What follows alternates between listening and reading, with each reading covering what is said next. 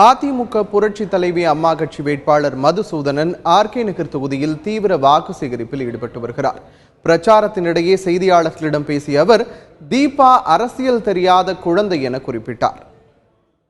RK நகர் தொகுதியில் போட்டியிடும் திமுக வேட்பாளர் மருது கணேஷ் இன்று பழைய வண்ணாரப்பேட்டையில் பிரச்சாரம் மேற்கொண்டுள்ளார். அங்குள்ள அண்ணா சிலைக்கு மாலை அணிவித்த அவர் பின்னர் வீடு வீடாக சென்று ஓட்டு சேகரிப்பில் ஈடுபட்டுள்ளார்.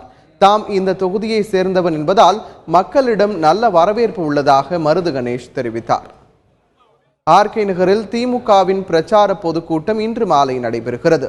இந்த கூட்டத்திற்கு தலைமை தாங்கும் ஸ்டாலின் கட்சி வேட்பாளர் மருது கணேஷை அறிமுகம் செய்து வைத்து வாக்கு சேகரிக்கிறார். திமுக கூட்டணி கட்சிகளான காங்கிரஸ், இந்திய யூனியன் முஸ்லீம் லீக், மனிதநேய மக்கள் கட்சிகளின் முன்னணி நிர்வாகிகள் இந்த கூட்டத்தில் பங்கேற்கின்றனர்.